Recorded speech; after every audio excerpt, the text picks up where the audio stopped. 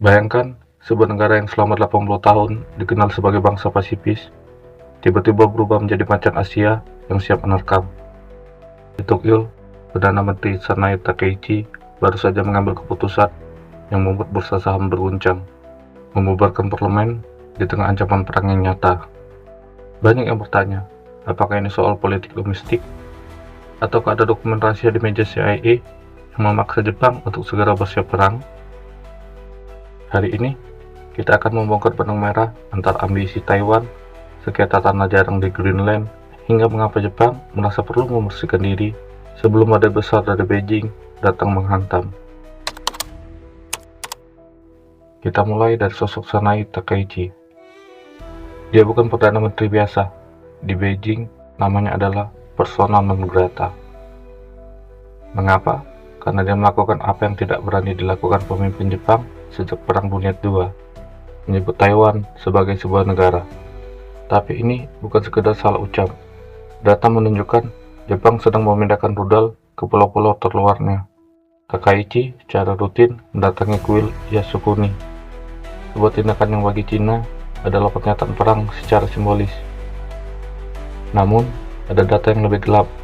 Laporan intelijen menyebutkan bahwa Cina telah menyiapkan blokade total terhadap Jepang pada pertengahan tahun 2026.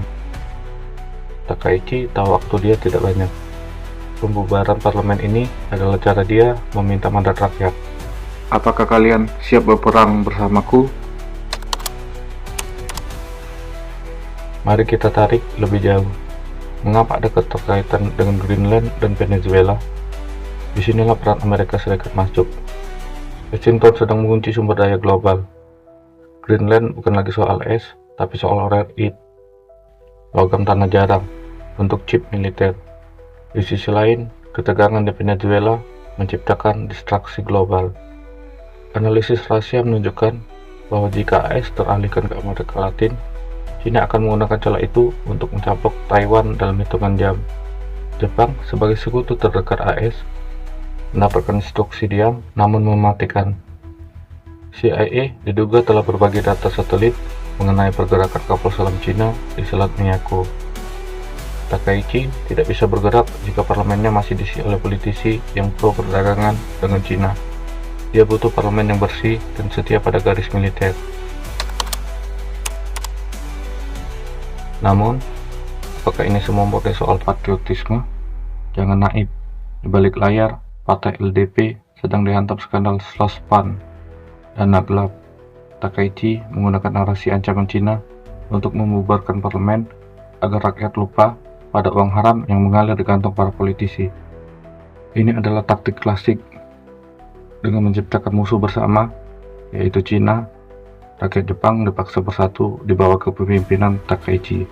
Jika dia menang telak dalam pemilu cepat ini, dia akan memiliki kekuasaan absolut untuk mengubah konstitusi Jepang menjadi negara militer penuh tanpa ada lagi oposisi yang bisa protes. Jadi, apakah sebenarnya yang terjadi? Kita melihat sebuah bangsa yang sedang berjudi dengan nasibnya.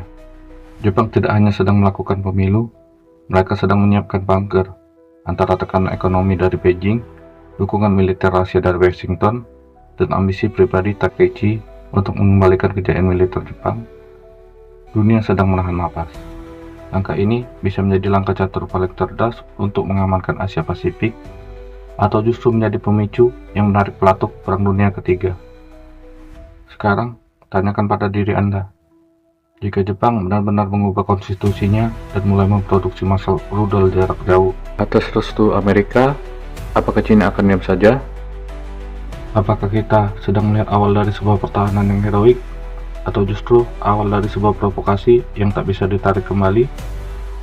Saya ingin dengar pendapat kalian di kolom komentar.